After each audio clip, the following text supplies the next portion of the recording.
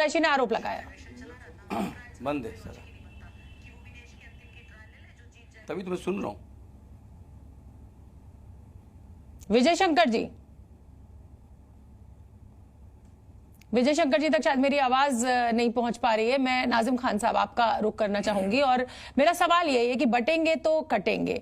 कहीं ना कहीं हरियाणा में क्योंकि इसका फायदा हुआ है, आपको लग रहा है महाराष्ट्र में इसका फायदा होगा, या आपको लग रहा है कि इससे समाज ही बटेगा, इसके अलावा कुछ नहीं होगा? हाँ शोभना जी, जिस तरीके से बार बार बटेंगे और कटेंगे की बात आती है, तो मैं ये कहना चाहता हूं कि क्या भारत के अंदर संविधान नहीं है?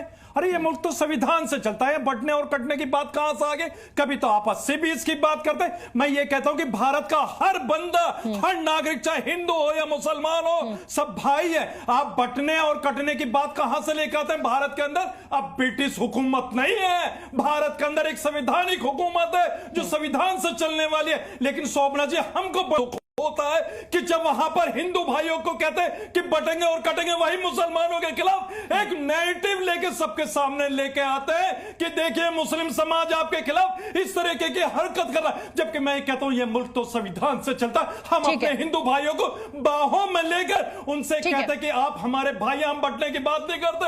हम हिंदू भाइयों से कहते हैं आप और हम भाई है, लेकिन हम लोगों का शोषण हो रहा है, हम लोगों के नाम पे हिंदू भाइयों को डराया जा रहा है।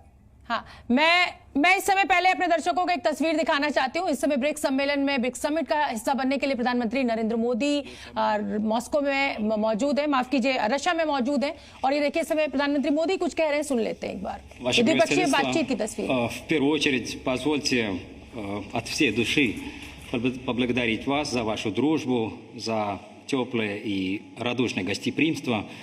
Отрадно, что мне посчастливилось, что я приехал в Казань, в такой прекрасный город, для того, чтобы участвовать в саммите БРИКС.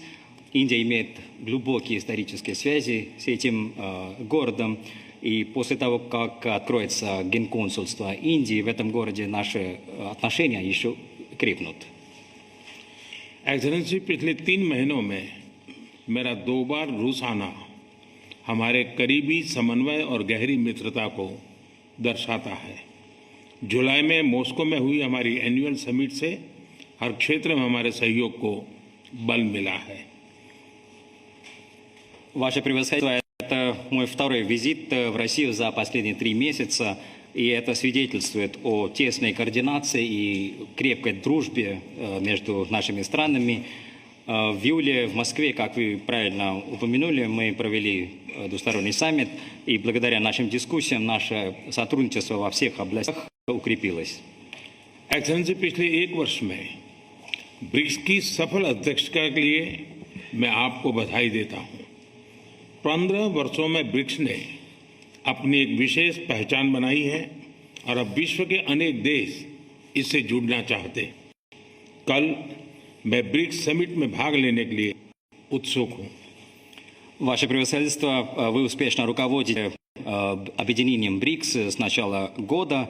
За это я хотел бы вас поздравить. За последние 15 лет своего существования наше объединение БРИКС создало для себя особую личность, и сегодня многие страны мира хотят присоединиться к нашему объединению. Я с нетерпением жду наших дискуссий в рамках БРИКС завтра.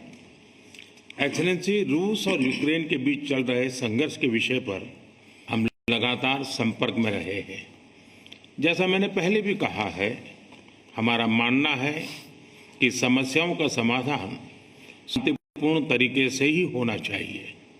शांति और स्थिरता की जल्द से जल्द बहाली का हम पूरी तरह समर्थन करते हैं। हमारे सभी प्रयास मानवता को प्रमुखता देते हैं। आने वाले समय में भी भारत हर संभव सहयोग देने के लिए तैयार है। एक्सेलेंसी, आज इन सभी विषयों पर विचार साझा करने का एक और महत्वपूर्ण अवसर है। एक बार फिर बहुत बहुत धन्यवाद। Ваше превосходительство, по поводу продолжающегося